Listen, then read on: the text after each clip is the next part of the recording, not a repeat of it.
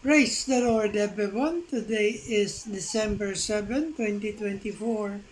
As I share my video journal for today. For today, we are talking about beware of these three kinds of pastors and preachers. So let's start. Jesus warns us about in the teachings of warned us about in the teachings of Jesus we're called to follow true shepherds. Amen. But he also warned us about certain types of pastors and preachers who might lead us astray. So let us explore these kinds of leaders that Jesus cautioned us about. The first one is beware of self-serving shepherd. Jesus warned us in John chapter 10 verse 12, for the Bible said, "But he that is an hearing and not the shepherd, whose own the sheep are not, seeth the wolf coming, and leaveth the sheep, and fleeth, and the wolf catcheth them, and scattered the sheep." Amen. So this leader seek wealth, status, or power over spiritual truth. Remember, Jesus said, freely you have received, freely give, freely.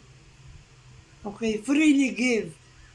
So in Matthew chapter 10 verse 8, the Bible said, heal the sick, cleanse the lepers, raise the dead, cast out devils.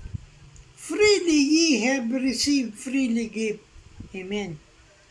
So second, watch out for false prophets in sheep's clothing.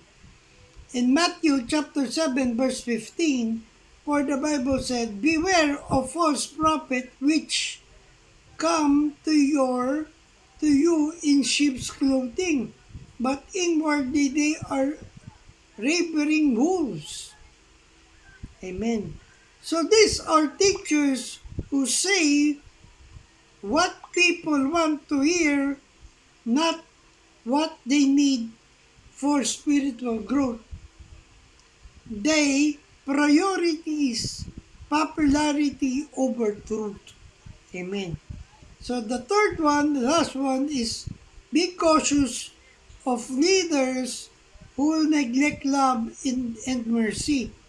In Matthew chapter 23 verse 23, for the Bible said, woe unto you, scribes, the Pharisees, hypocrites, for ye pay tithe of mint and arise and cumin, and have omitted the weightier matters of the law, judgment, mercy, and faith. This ought ye to have done, and not to leave the other undone. Amen. So when we are serving the Lord, always do it out of love and not out of obligation. Amen. So I hope I have inspired you with this video journal of mine. Remember to watch out about these preachers and pastors.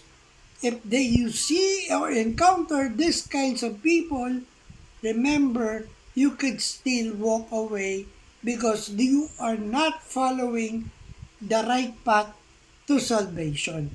I hope I have inspired you with this video journal of mine. Remember, we are on a mission. Keep the fire burning, for we live to serve God. Stay safe and God bless everyone.